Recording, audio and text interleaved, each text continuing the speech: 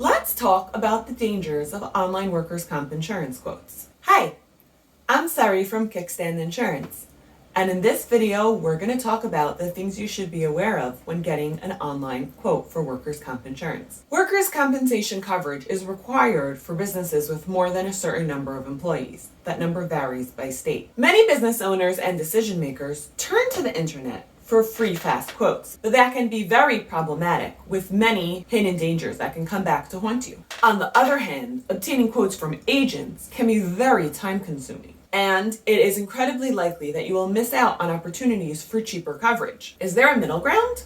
There is. We'll explore more about it and also the things you should be aware of if you're going online to get an instant quote. So, what are the dangers of online quotes? The risks here are manifold. We've broken them down into several specific categories: inaccurate pricing, coverage, limits, and specifics that can hurt your business. Let's start with wrong classification. One of the most common dangers with relying on instant quotes online is getting the classification wrong. Many businesses use multiple classification or class codes to rank the risks of what their business does. Class codes are a 4-digit number that is like a barcode for the kind of work your business does. Agents use this to assign risk to the kind of work your workers do, and that helps them determine what your insurance costs should be. In most cases, a riskier job will equate to a higher cost. For example, a construction business would have higher rates than an accounting firm, since the workers on the construction site are doing much more riskier work than the people in the accounting firm who are sitting at their desks and talking on the phone. Each one would have a different code, which explains what kind of work they are doing. In addition, the codes are pretty specific, so an electrician would have a different code than a plumber, and so on. You can also find that different states have different codes for certain industries. Some can be the same, but others can differ. But why exactly do we care so much about the codes? Because codes equate the risk, which ends up equating how much you pay. If you're assigned a code with an associated risk that's too high for what your workers are doing, it's not the correct one, you'll end up paying more in insurance than you should.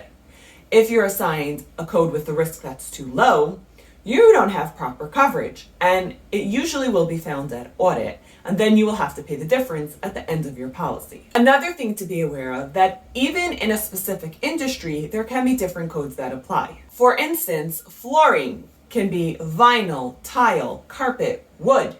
They each have a different code and a different level of risk, which means a different price. If your workers are getting the most expensive code, you're paying extra if some of them do less risky work. Here's another way that it differs. Some industries have different class codes depending on the environment. Let's take janitorial, for example. It has a different code whether it's being done in a residential or a commercial space. The type of cleaning might not differ so much, but the space does, and hence the risk and cost will differ as well. Landscaping is another good example. Employees who do typical mow and blow, which is cutting the grass and blowing the leaves, have a lesser level of risk and thus a cheaper cost than people who are doing hardscaping, which is much more elaborate landscaping projects and building retaining walls. And the last point to note here is that not all employees in a business are covered by the same class code, and some can be covered by one and not another. For example, 8810, which is clerical, and 8742, which is outside sales, are two very common codes that have different levels of risk within the same business. A clerical role is less risk than someone who is engaging in outside sales, and thus they cost less than an employee who is doing outside sales and has an increased risk. Bottom line is, class codes can be very complicated and confusing, and someone who is not an expert in this area can make a mistake. By filling out an online form, they're relying on you and their algorithm to get the right code, and many times it makes a mistake. So be very vigilant and double check to the best of your ability if your class codes are right. Even better yet, try a process that involves an agent so you can speak to them and make sure that you got the right codes, as many as needed, to get you the best price for your insurance. The second big area to talk about is using inaccurate payroll.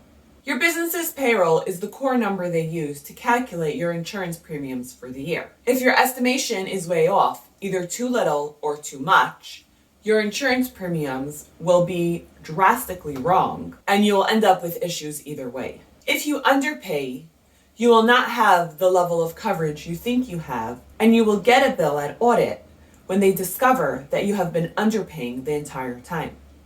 If you overpay, well then, yeah, you're paying extra money every month.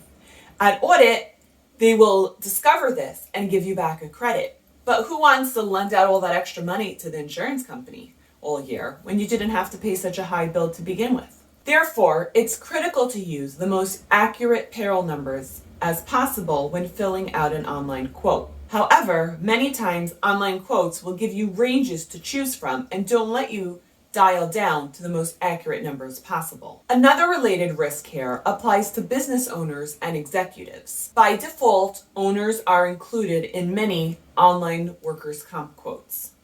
They are assigned the minimum payroll amount as assigned by the state. Be aware of this if you don't want the owner included in the policy, assuming you're in a state that allows owners to opt out. In that case, the owner would have to fill out a specific form for their exemption. This is an official form that needs to be filed with the state.